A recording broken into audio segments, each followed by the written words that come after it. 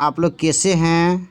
मुझे जहाँ तक उम्मीद है कि आप लोग अच्छे होंगे और मेरे वीडियो का इंतज़ार करते होंगे। दोस्तों आज मैं केमिस्ट्री लाया हूँ। आज मैं प्रत्येक दिन एक एक चैप्टर लाऊंगा केमिस्ट्री से। आप लोग अंत वीडियो देखिएगा, ठीक है। और नए सब्सक्राइबर है तो तुरंत से मेरे चैनल को सब्सक्राइब कर देंगे। तो आज का टॉपिक चलते हैं, ठीक है। केमिस्ट्री यानी रसायन विज्ञान चल रहे हैं, ठीक है। रसायन विज्ञान की वह शाखा जिसके अंतर्गत पदार्थ के गुण, संगठन, संरचना तथा उनमें होने वाले परिवर्तन का अध्ययन किया जाता है। केमिस्ट्री अथवा रसायन विज्ञान की उत्पत्ति मिस्र के प्राचीन शब्द कीमिया से हुई है। इसका अर्थ काला रंग। मिस्र के लोग काली मिट्टी को केमी कहते हैं और प्रारंभ में रसायन विज्ञान के अध्ययन को केमिटेकिंग कहते हैं, कहा जाता है। लेवासियर को रसायन विज्ञान का जनक कहा जाता है। अब पहला चैप्टर चलते हैं दोस्तों। पदार्थ। दुनिया की कोई भी वस्तु जो स्थान घेरती है इसका द्रव्यमान होता है और जो अपनी संरचना में परिवर्तन का विरोध करती हो पदार्थ कहलाते हैं। उदाहरण जल, हवा, बालू आदि। प्रारंभ में भारतीय और यूनानियों का अनुमान था कि प्रकृति की सारी वस्तुएं 5 तत्वों के सहयोग से बनी है। ये 5 तत्व क्षितिज, जल, पावक, गगन एवं समीर है। भारत के महान ऋषि करार के अनुसार सभी पदार्थ अत्यंत सूक्ष्म कणों से बने हैं जिसे परमाणु कहा जाता है।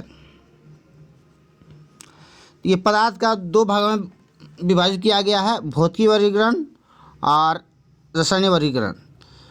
भौतिकी वर्गीकरण में 3 होते हैं, ठोस, द्रव, गैस। और रासायनिक वर्गीकरण में 2 होते हैं, शुद्ध पदार्थ, दूसरा मिश्रण। शुद्ध पदार्थ 2 प्रकार के होते हैं, तत्व, यौगिक। और मिश्रण जो होता है 2 प्रकार के होते हैं, समांग और विषमांग। तत्व 2 प्रकार के होते हैं, धात्विक, अधात्विक। और यौगिक 2 प्रकार होते हैं, कार्बनिक, अकार्बनिक। अब ठोस की बात करते हैं। ठोस पदार्थ की वह भौतिक अवस्था जिसका आकार एवं आयतन दोनों निश्चित हो ठोस कहलाता है। जैसे लकड़ी की छड़, लोहे की छड़, लकड़ी की कुर्सी, बर्फ का टुकड़ा आदि।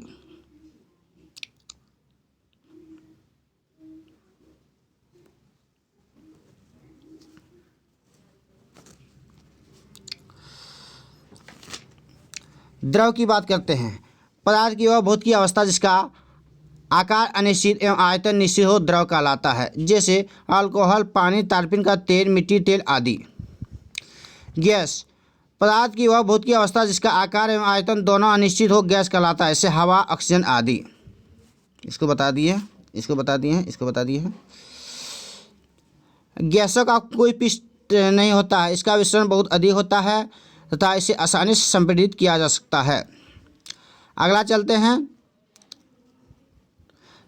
ताप एवं दाब में परिवर्तन करके किसी भी पदार्थ की अवस्था को बदला जा सकता है, परंतु इसके अपवाद भी है। जैसे लकड़ी, पत्थर ये केवल ठोस अवस्था में ही रहते हैं। जल तीनों भौतिक अवस्था में रह सकता है। पदार्थ की तीनों भौतिक अवस्था में निम्न रूप से सम होता है, ठोस से द्रव, द्रव से गैस। उदाहरण जल।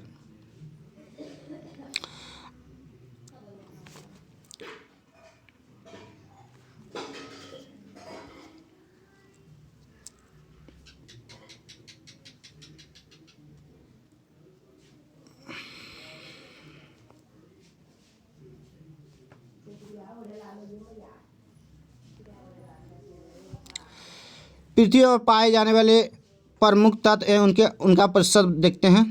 तत्व एवं भूपटल में प्रतिशत कितना है। ऑक्सीजन 46.60%, सिलिकॉन है 27.72%, एल्युमिनियम है 8.13%, लोहा है 5%, कैल्शियम है 3.6%, सोडियम है 2.83%, पोटेशियम है 2.59%, मैग्नीशियम है 2.09%, टिटेनियम है 0.44%, हाइड्रोजन है 0.14%। कुल मिलाकर 99.14% प्रथम 10 तत्व हैं।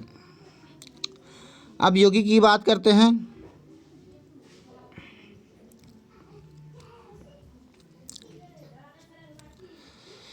कुछ इधर बात करते हैं।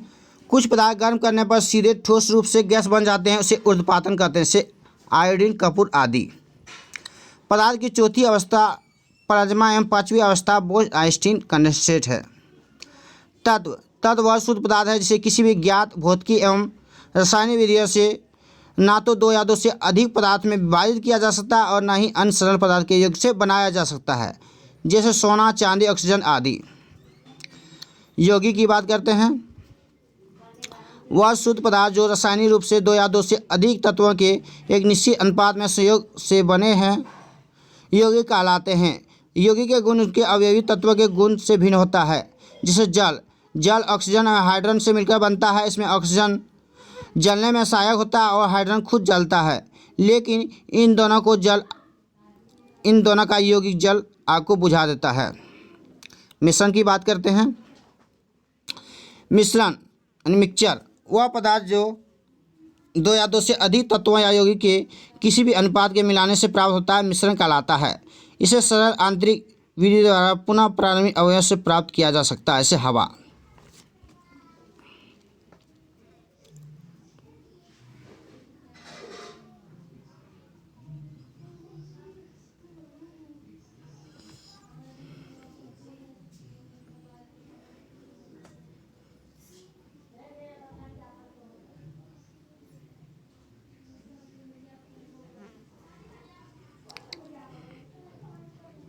समांग मिश्रण की बात करते हैं।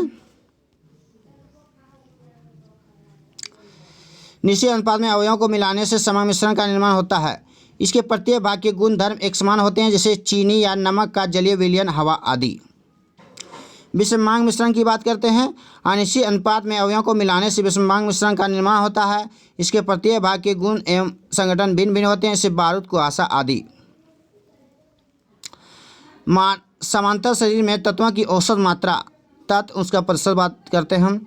Oxygen 65%, carbon 18%, hydrogen 10%, nitrogen 3%, calcium 2%, phosphorus 1%, potassium 0.35%, sulphur 0.25%, sodium 0.15%, chlorine 0.15%, magnesium 0.05%, लोहा 0.004%, अन्य तत्व है 0.046%।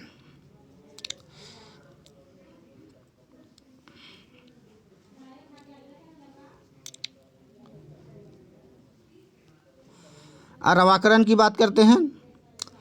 इस विधि द्वारा आकार में ठोस मिश्रण को अलग किया जाता है। इस विधि में अशुद्ध ठोस मिश्रण को उचित विलायक के साथ मिलाकर गर्म किया जाता है तथा गर्म अवस्था में कीप द्वारा छान लिया जाता है।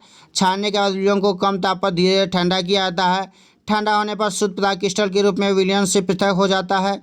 जैसे शर्करा और नमक के मिश्रण को इथाइल अल्कोहल में 348 केल्विन ताप पर गर्म कर इस विधि द्वारा अलग किया जा सकता है।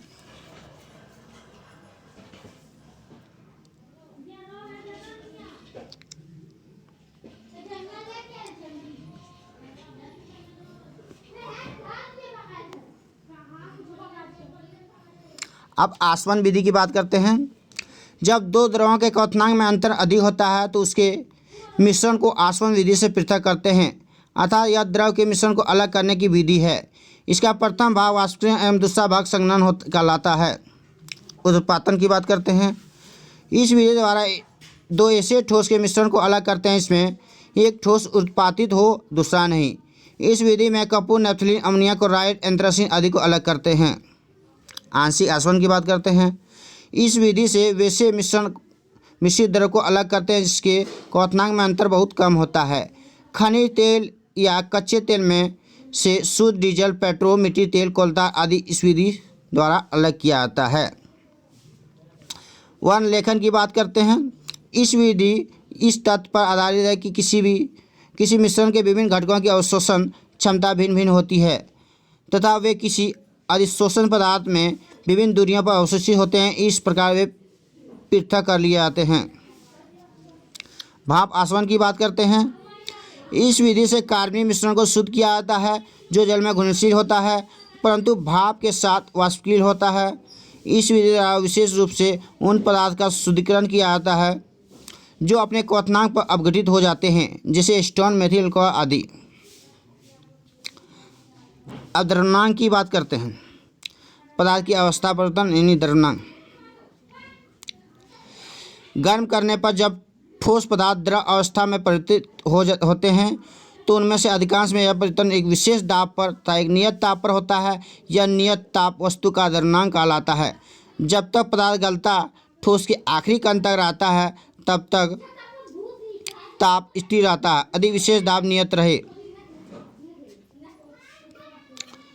हिमांक की बात करते हैं। किसी विशेष दाब पर नियत ताप जिस पर कोई द्रव जमता है हिमांक कहलाता है। समांतर पदार्थ का द्रव्यमान हिमांक का मान बराबर होता है। जैसे बर्फ का द्रव्यमान हिमांक 0 डिग्री सेंटीग्रेड है। अशुद्धियों की उपस्थिति में पदार्थ का हिमांक द्रव्यमान दोनों कम हो जाता है।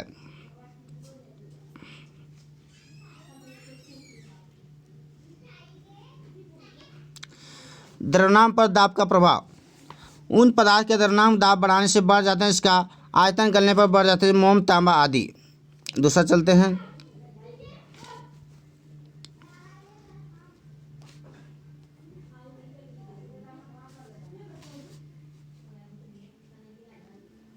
उन पदार्थ के द्रव्यमान दाब बढ़ाने से घट जाता है, इसका आयतन गलने पर घट जाता है, जैसे बर्फ, ढलवां लोहा आदि। गलने तथा जमने पर आयतन में परिवर्तन। क्रिस्टलीय पदार्थ में से अधिकांश पदार्थ गलने पर आयतन में बढ़ जाते हैं। ऐसी दशा में ठोस अपने ही गले हुए द्रव में डूब जाता है।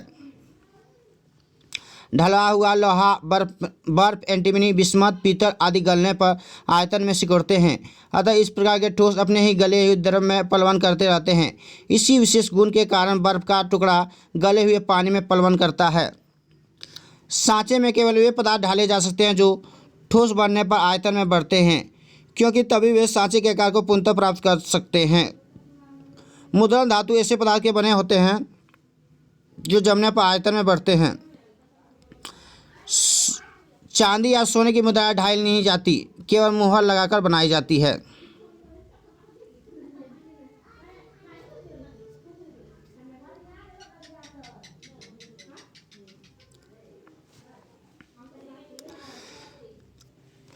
मिश्र धातुओं का द्रव्यमान उन्हें बनाने वाले पदार्थ के गलनांक से कम होता है, क्योंकि अशुद्धि डाल देने पर पदार्थ का गलनांक घट जाता है।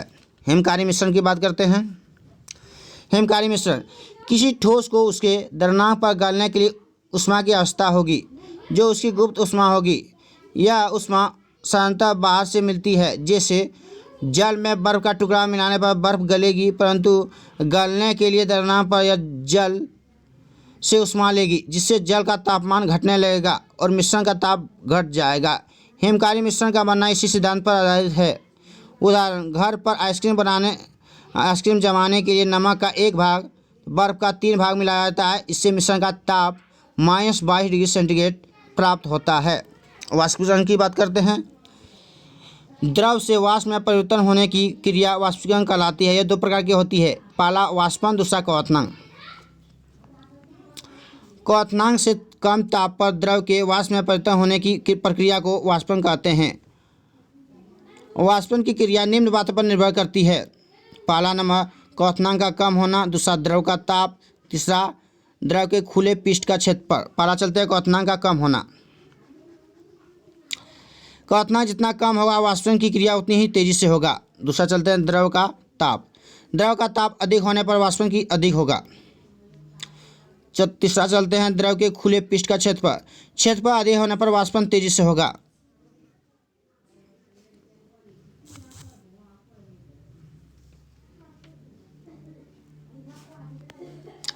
द्रव के पृष्ठ पर चौथा चलते हैं। द्रव के पृष्ठ पर वायु बदलने पर वाष्पन तेजी होगा। द्रव के पृष्ठ पर वायु का दाब जितना कम होगा वाष्पन उतनी ही तेजी से होगा। द्रव के पृष्ठ पर वाष्प दाब जितना बढ़ता जाएगा वाष्पन की दर उतनी ही घटती जाएगी। क्वथनांक चलते हैं। Boiling point. दाब के किसी भी दिए हुए नियत ताप के लिए वह नियत ताप जिस पर कोई द्रव उबलकर द्रव अवस्था से वाष्प अवस्था में परिवर्तित हो जाए, वह नियत ताप द्रव का क्वथनांक कहलाता है।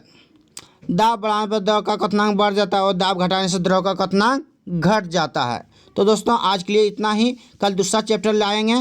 तो आज के लिए इतना ही दोस्तों। और नए सब्सक्राइबर हैं तो तुरंत से मेरे चैनल को सब्सक्राइब कर देंगे और ये वीडियो जितना से जितना हो सके दोस्तों शेयर कीजिएगा। तो आज के लिए इतना ही दोस्तों, धन्यवाद।